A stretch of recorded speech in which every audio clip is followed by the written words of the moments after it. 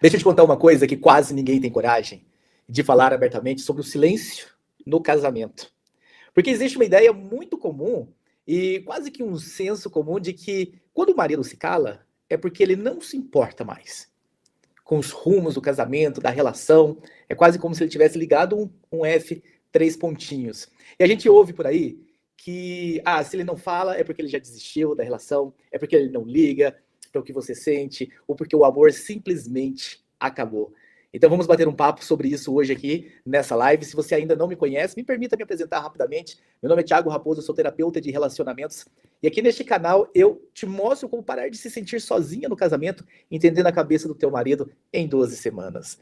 Mas voltando ao assunto, em muitos anos de consultório, né, eu vi que, na grande maioria dos casos, não é isso que está acontecendo. Não é esse marido que já largou mão, que já desistiu, que não se importa. Em muitos casamentos, o silêncio do homem não nasce da indiferença ou do desprezo dele para a mulher. Ele nasce de uma dificuldade profunda e muitas vezes mal compreendida, que é a dificuldade de lidar com o que está acontecendo dentro dele. A dificuldade de organizar, por exemplo, uma dor que ele mesmo não consegue entender direito, um incômodo confuso, barulhento por dentro, mas sem forma clara.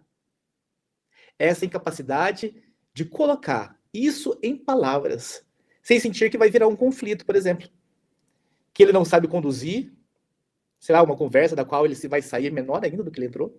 Então, como ele nunca aprendeu a nomear essa vulnerabilidade que ele sente, sem se sentir ameaçado, ele faz a única coisa que ele conhece para não explodir ou para não perder o controle, que é o quê? Ele se cala. E o problema é exatamente por isso. Porque estamos aqui hoje exatamente para a gente discutir e falar sobre isso. Que do seu lado da mesa, né? Você, mulher, do seu lado, do teu ponto de vista, esse silêncio não chega como uma proteção. Nossa, ele está se protegendo. Como é que esse silêncio chega para você? Chega como rejeição. Porque para quem quer se conectar, para quem busca proximidade, o silêncio não soa como um tempo para pensar. Ele soa como uma ausência, soa como um abandono emocional. Que é o que você sente do lado de cada mesa. Quando você procura um diálogo, quando você vai procurar dizer alguma coisa do teu dia a dia, algo bobo, por exemplo. E você não tem uma resposta, você não tem uma reciprocidade, você não tem uma comunicação, você tem o silêncio. E aí você vê como desprezo, como abandono. Então, quando ele se cala, no meio de uma conversa importante, ou quando ele simplesmente se retira para o celular, para o trabalho, para o próprio mundo dele, para o jogo de futebol, a leitura mais automática que você faz é simples e profundamente dolorosa, né? Se ele não fala é porque ele não importa o suficiente, não se importa o suficiente para ele se esforçar em fazer algo pelo nosso casamento. Então essa leitura faz sentido para você.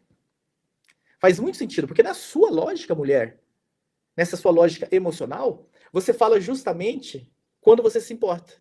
Não é isso. Quando você tenta conversar, é porque você quer proximidade. Você insiste porque você quer alinhar, você quer resolver alguma coisa talvez mal resolvida, você quer proteger a relação.